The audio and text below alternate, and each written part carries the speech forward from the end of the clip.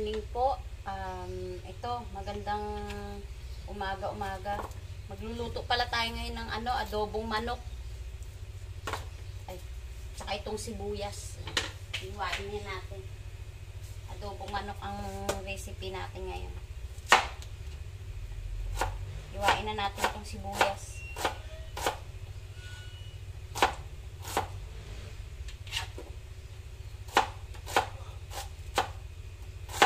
Happy Father's Day po! Lalo na sa aking pinakamamahal na asawa. Tsaka sa lahat ng tatay, Happy Father's Day po.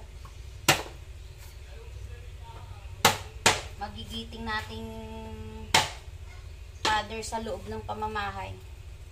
Ating haligi ng tahanan. Saan man sulok ng mundo, Happy Father's Day po sa lahat ng tatay, lalo sa mga OFW po na mga fathers. Bumabati po ako sa inyo lahat. Mag-ingat po palagi, lalo na sa labas ng bansa natin. Mga ating mga father. Magluluto lang ako ngayon ng ng kaunti lang kasi nagayaya yung anak ko at saka yung manugang ko na alis kami mamaya. Magdi-dinner sa labas. Kaya luto lang tayo ngayon ng konti lang. Pangkain lang ngayong tanghali. So, nugasan ko lang, pero nugasan ko na to bago ko ilagay sa ref.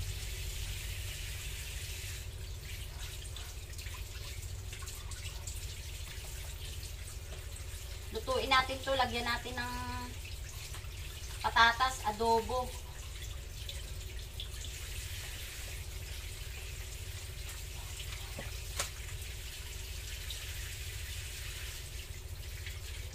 Adobohin natin. Lagyan natin ng patatas na may itlog.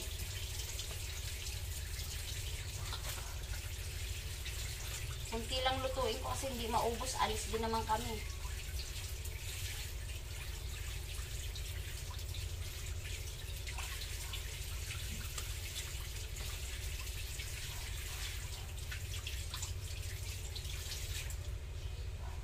Okay na yan. Sayang din kasi pag hindi naubos yung ulam.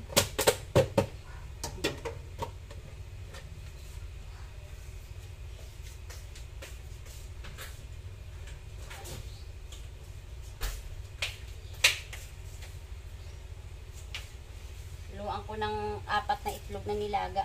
Lagay na natin yung sibuyas. Yan. Isasangkot siya ko lang ngayon ito. Sunod na natin yung bawang.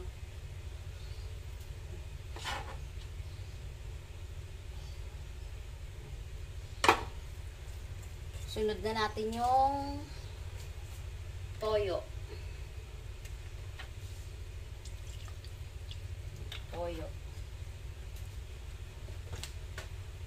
Tapos lagyan natin ng kunting oyster sauce. Kunti lang. Lagyan natin ng paminta. Katulad pala niyan, di ako gumagamit ng pamintang crack dito. Kaya buo. Gusto nila yung durog. Kasi hindi nila na takot kasi sila na sumingit sa ipin nila yung paminta eh. Maanghang daw. Tapos lagyan natin ng putik. Dali lang. Mahulog. Lagyan natin ng ito, patis. Sarado pa itong patis. Ito, lagyan natin rin ng patis. Ayan, patis. Tapos lagyan din natin ng suka.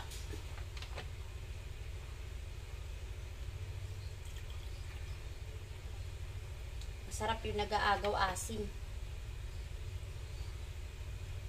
Asim at alat sa ating niluluto.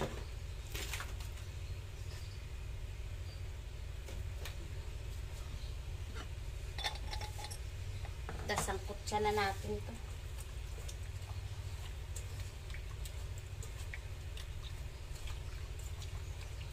Tapos lagyan natin ng konting tubig to.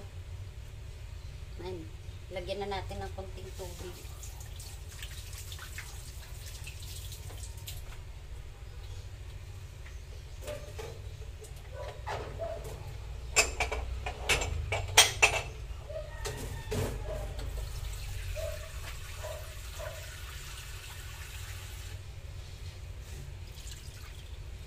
Para makaluto lang din sa manok.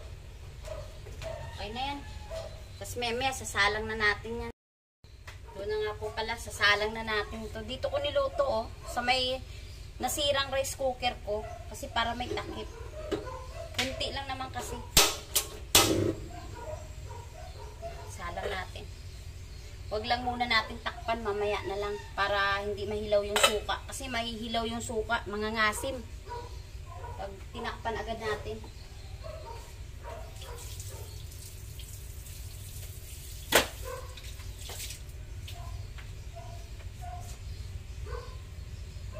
Pag kumulo na siya, pwede na natin takpan. Alaga na natin yung itlog para panghalo sa adobo.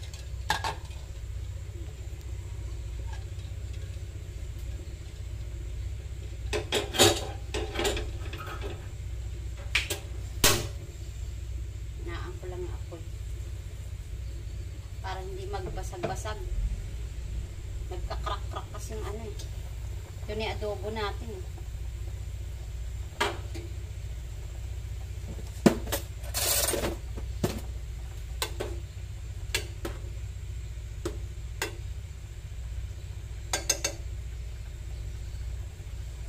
Kuha pala ako ng chicken cubes, lalagyan ko.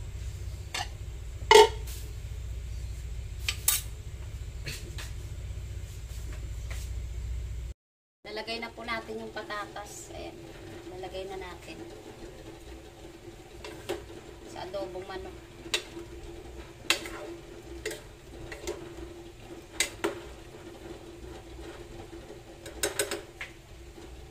Ayan yung adobo natin.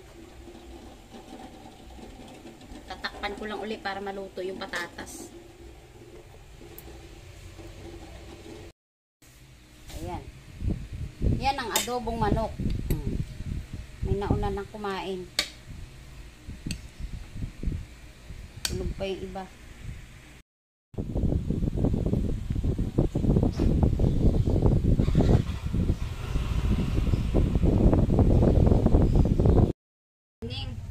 Magluto tayo ngayon ng hipon na may kasamang tokwa. Ayan.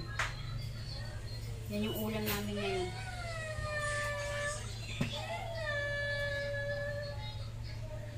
Mainit na yung kawali, lalagay ko na yung tokwa.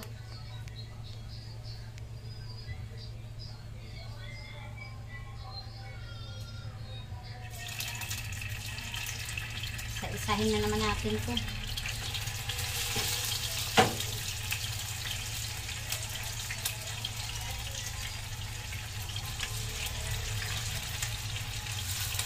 Tokwa is light.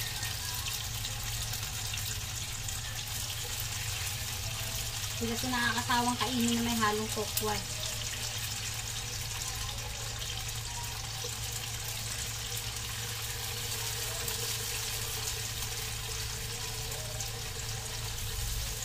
Kaya ano natin sa butter yan.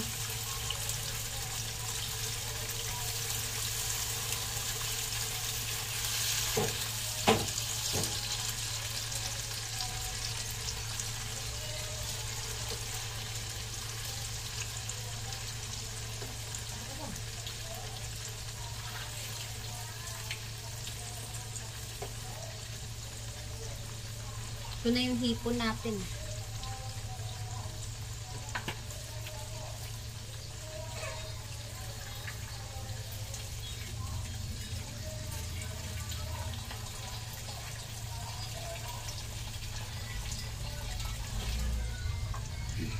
Hiwain muna natin yung mga sahog. Mga sahog.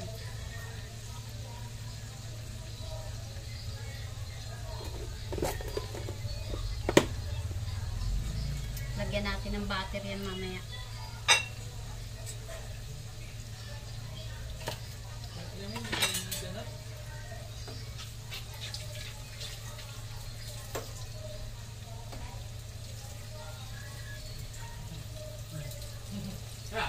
Viva, viva, Santo Niño.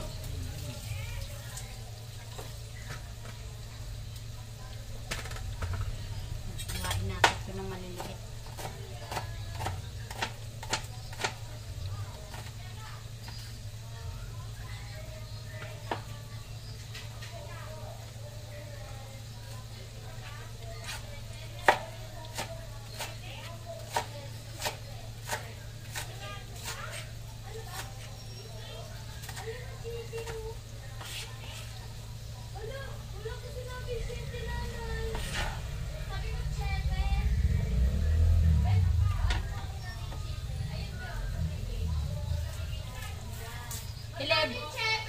Eleven na.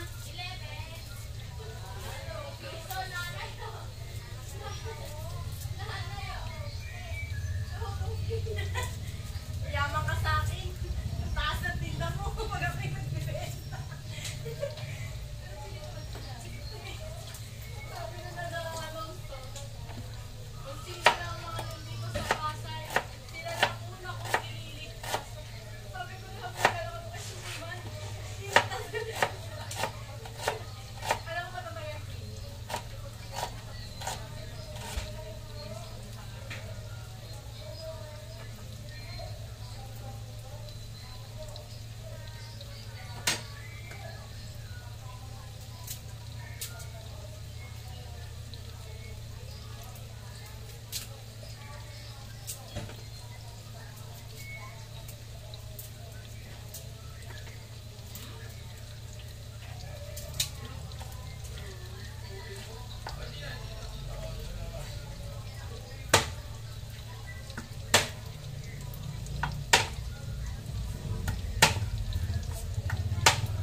Nagpa-deliver ka na ba ng yelo?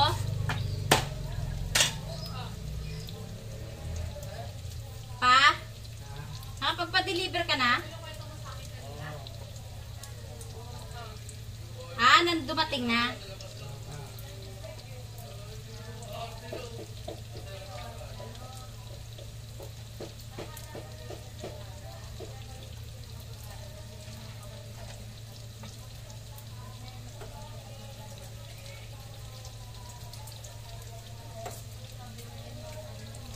Okay na. Dito na tayo sa togi natin. Babalik ta rin na natin to.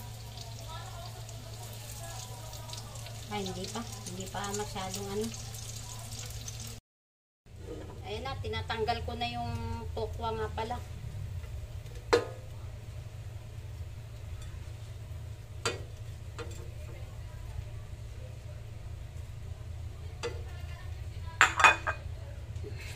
Lalagay na ako ng butter.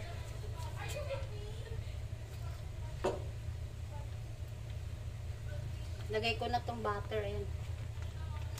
Yan na lang naman natira. Busin ko na yan.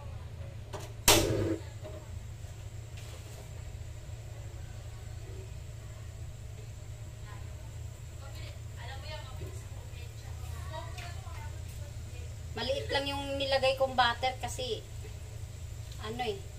Kunti lang yung niluluto kong hipon. Ano yan, mama? Ha? Ano yan? Butter shrimp? Yeah! Butter shrimp. Ay, anak ko. Alam niya, pag pumasok sa CR, alam na. Ito, ganda. Ano, wala na tuloy ng gana. Matras. Alam na, Nitch. Wala, oo nga mo, matras. Alam na, Titch. Mama kasi binati. Pasok mo na yung damit ng anak mo sa bintana. Magkano, Jen? Tanong kay Papa Ders. Tulog nga. Tulog, mother. Lagay na natin yung 85. 85? 80 ba? Oo. Lagay na natin yung Pareho yung mga bawang. Eh, paano ayaw niya sumagot? Gising naman pala. Mahirap talagang gisingin ang gising eh. Lagay na natin yung bawang. And then, susunod na natin ang sibuyas. Eh, may nangangagat na lamok.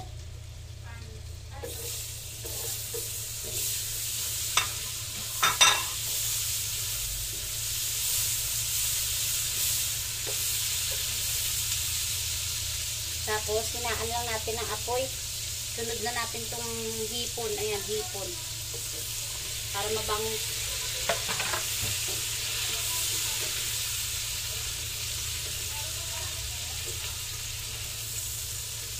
ko to nakarang araw, halagang 200 na hipon. Lagyan na natin ng ano, paminta.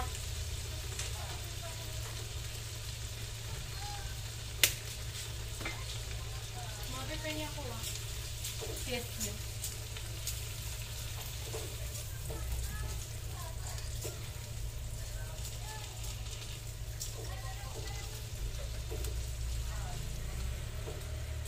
Nakakabahin.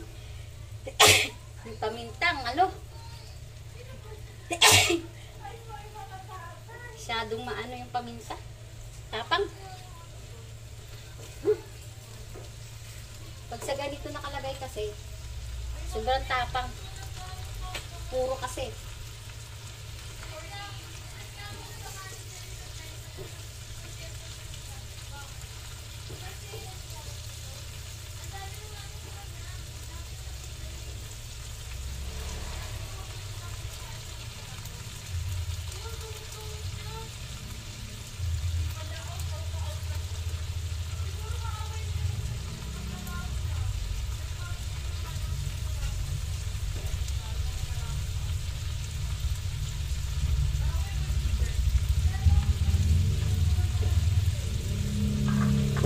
Lalagay lang ako ng ano, sesame oil.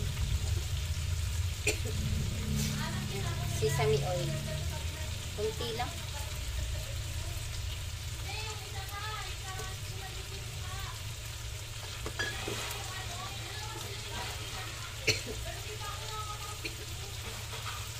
Bango. Bango pag may sesame oil.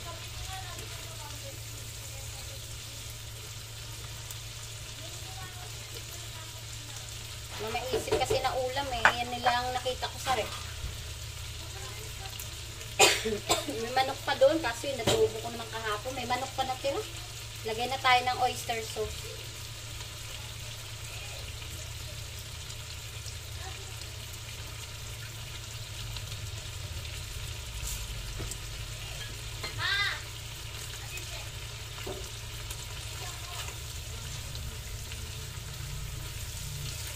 Oyster sauce. Dok!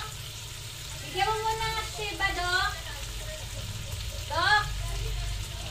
Bigyan mo nga! Ayan na po.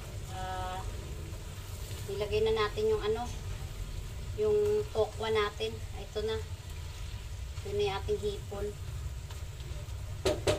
Ngayon, lalagay naman natin tong sibuyas.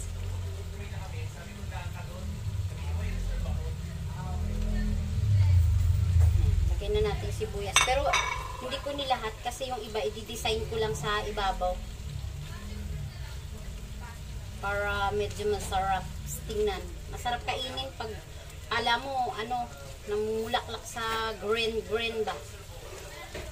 Green, grass of home. Green, grass of home. Kanta yun ah. Okay na yan. Tanggalin na natin. Luto na to. Luto na to siya. Tanggalin na natin. Pwede na to. Ayan, pagaling na yung ilong natin. Ilang araw na lang to, gagaling na to. Tokwa at saka hipon. Ginisa sa butter na maraming bawang. Ayan yung adobo. Natira kahapon. Hininit ko rin yan para ano. Adobo naman kasi yan. Okay na. Luto na. Kakain na tayo mamaya. Bye!